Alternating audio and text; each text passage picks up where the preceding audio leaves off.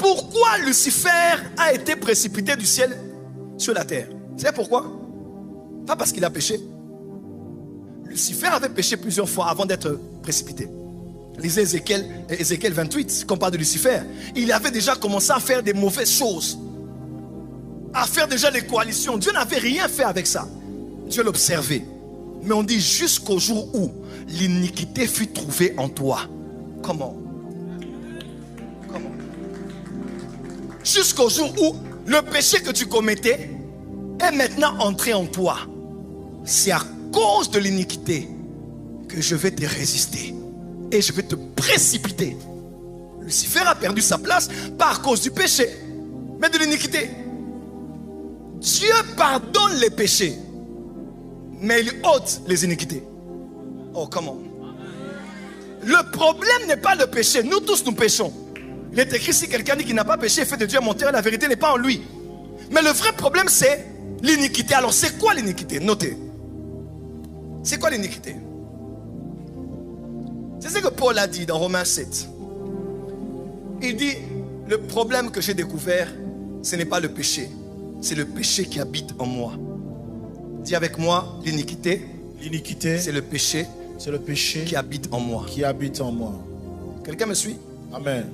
L'iniquité, c'est le péché que tu commets, que tu as commis et que tu commets encore et dont tu as pris plaisir, qui est devenu une seconde nature, qui s'est enregistré dans tes gènes, qui a atteint son paroxysme, qui est devenu une doublure de ta personne.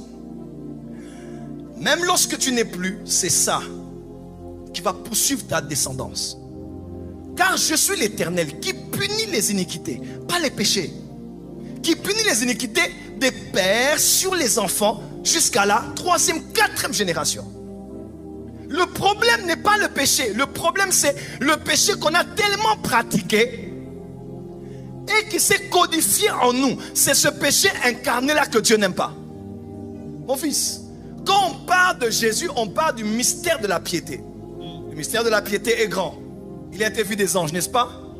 Il a été emmené dans la gloire à la fin. Mais quand on parle de l'antichrist, on parle du mystère de l'iniquité. Pas du mystère du péché.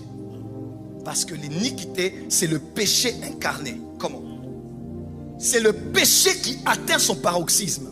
Frère, il y a des gens qui n'entreront pas au ciel, pas parce qu'ils ne sont pas sauvés, pas parce qu'ils n'ont pas prophétisé. Écoutez ce que Jésus dit, un bon arbre ne porte pas de mauvais fruits. À la suite, Jésus dit, le même texte, Matthieu, le même texte, quand il parle des arbres et des fruits, Jésus dit ceci. Il dit, plusieurs viendront en ce jour-là et diront quoi? N'avons-nous pas prophétisé en ton nom? N'avons-nous pas opéré des miracles? N'avons-nous pas guéri des malades? Mais il dira quoi? Éloignez-vous de moi, serviteurs du péché, serviteurs de l'iniquité. Ceux qui vont rater l'enlèvement, ceux qui vont rater le ciel ne sont pas ceux qui pêchent.